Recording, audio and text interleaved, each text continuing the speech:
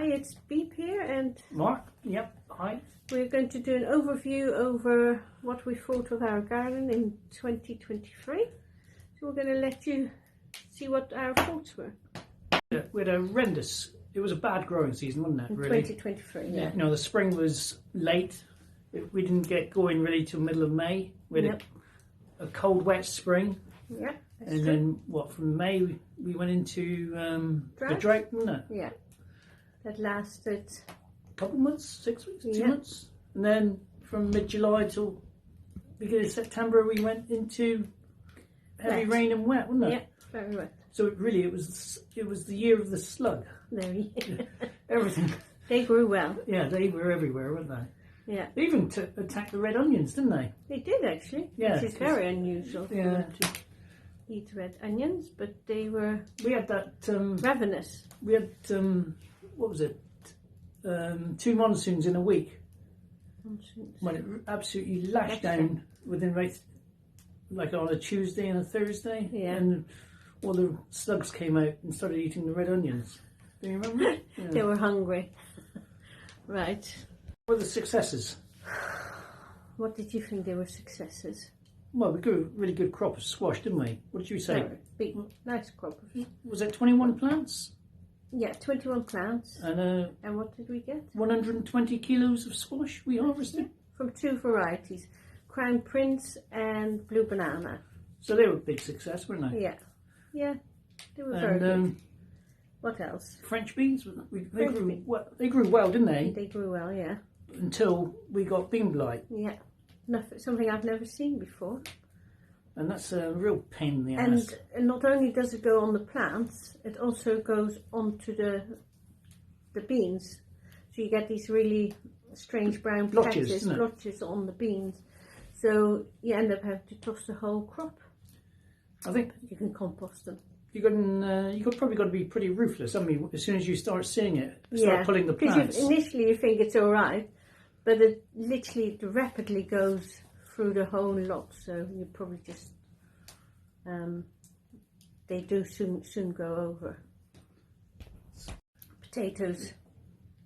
Not a great crop, was it? They got hammered by slugs. Mark still is upset about his crop of potatoes. Yeah, very. When he's peeling them for chips or anything else, he's like, those little slugs, the blighters are still in some of them. Yeah. And it's a shame because the crop itself was actually pretty good. It's just most have some sort of slug damage. Not only slug damage, it also has scab. And the potatoes, and that's what came, I think, from being very dry, wet, and it sort of formed this hard skin. Perfectly all right, you can peel them, but they just don't look pretty.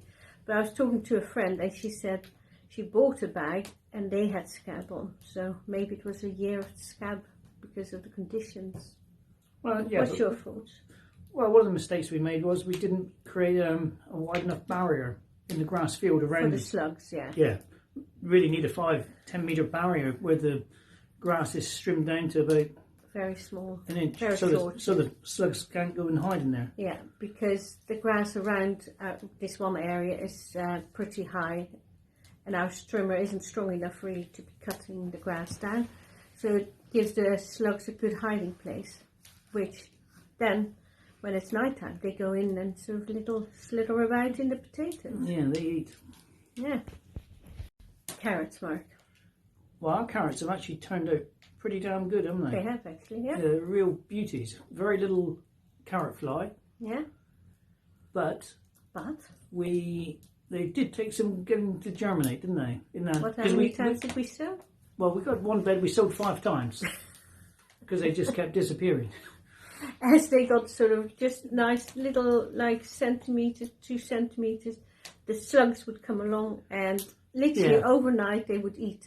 But you also had those cold winds Yeah. in the spring, so they didn't, So if they did germinate, they probably got killed by the cold winds. uh, So, but they did take, and in that one bed where we have sown it 5 times, they are all at various stages. Some are really big, which was obviously the early ones that took, and then we've got smaller ones. But now at the moment it's very wet again in there. But they are beauties. They Yeah. are really lovely, sweet tasting carrots, aren't they? What's the next thing? Teas. Teas, yeah. What do you call them? Herbal teas? Not herbal teas. Fertilizer teas. Your fertilizer teas, yeah. We made stinging nettle tea and What, just in blue tubs? yeah, We've got these big blue, how many gallons are they? 45 gallon, aren't they? 45 gallon. We got them from a dairy farmer. They sell some cleaner in there. And we put stinging nettles in, and then you fill it up with water. And then you get some smelly... Well, we took it out before it gets smelly, don't we? Yeah, the first one we didn't. It got a bit smelly. But after that, if you only leave it for a few days, it's actually quite good feed for the plants. Well, it's high in nitrogen, isn't it? At one point the second early potatoes looked like they were going to fail, and we used that the nettle compost tea to feed the plants, and that's actually saved the crop. So well worth making. We went down the road where there's a nice little nettle patch, and Mark got himself all stung, because they do sting, and chopped them all up, and then literally fill the 45 gallon drum with water, and then don't leave it too long, 3 days, 4 days, and then use it to water your plants. You can also do that with comfrey. What did you think of the comfrey tea? Well, the same as the nettle. The comfrey's tea's higher in phosphate and potash, isn't it? This is the farmer in them. Yeah. He knows these things. And same, but also very good for making teas for your garden to help feed the soil. It's all about feeding the soil. Caylets. You know, explain caylets are? Yeah, caylets are half a sprout and half a curly kale.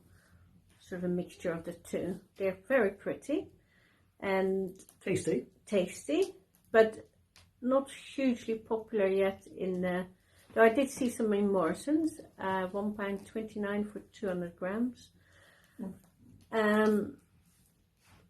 Very tasty, but they're very support, don't they? very tall plant. What are they, a metre high?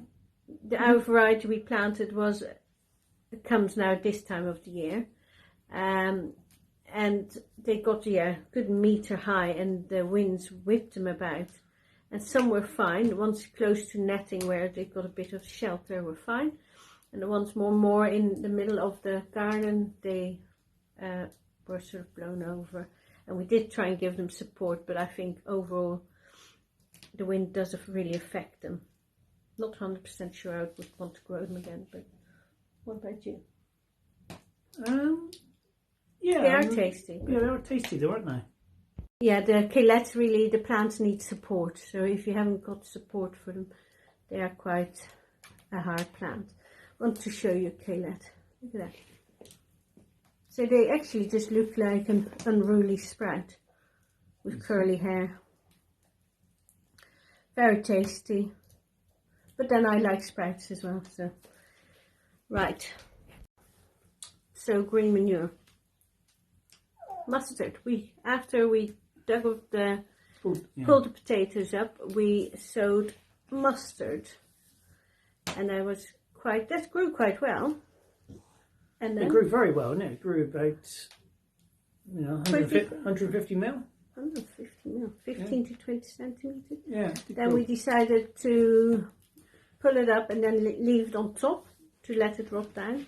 On one bit we put some plastic to let it, because we want to plant our onion sets in it afterwards. It's been very successful, hasn't it? Yeah, because the mustard's decayed and we were able to plant winter onion bulbs there. Yeah, through in between them. But we've had quite a nice autumn until September, October was quite mild. So the mustard hasn't completely died. It's still trying to grow, but it's fine. You just keep pulling it up a little bit and then it just rots down in the end. Would you do it again? Yeah, definitely. Yeah. There's other ones you can do for green manure. You can do field beans, which is like a broad bean, which I'm tempted to do this year. And there's other ones like alfalfa, and there's so many different ones, clover, and they all feed the soil in a different way. So might have to look into that. Turnips, Turnips, Mark. Yeah, we've actually grown some 2 really varieties. good turnips, which for such a simple crop to grow, we find really difficult to grow. Well, usually we've tried them in planters. You can grow them in planters, Oh, but okay. there's the root hits the bottom of the planter, and then it just doesn't get too big. But out in the no-dig beds, they've been very good. Everybody seems to like it now. Initially they were like, ooh, it's a little bit bitter. I said, it's good for you. It's very nice steamed and with a bit of butter and salt and pepper. But would you grow them again? Definitely, yeah. Definitely. Yeah. A hit. Yeah. Now we come to the success. What did you think? We had probably a few successes, but our favourite one is probably broad beans. Yeah. I love broad beans. That cropped really well, didn't it? Yeah. At one point, when we planted them last year, and we were running out of beds for some reason, in about April, May, Mark was like, shall we pull them up? And I was like, I haven't grown those broad beans to be pulled up and composted. They're staying in. And they really produced well, didn't they? Yeah. They really really tasty. Yeah, very tasty. Definitely be growing broad beans again this year. But yeah, that was successes in Phil. Yeah. That was about it. Our review of the 2023 growing season. Yep. Yeah.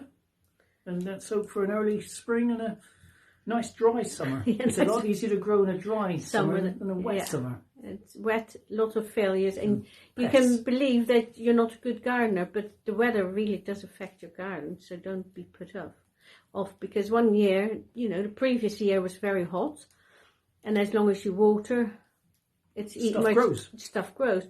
But if it's wet, it's hard to to keep your plants going because it's just so wet that the plant finds it hard to survive. It's under stress. Yeah. And when a plant is under stress, it's like anything, it just isn't going to be able to produce like it normally does. But here's to 2024. Right, that's it for now.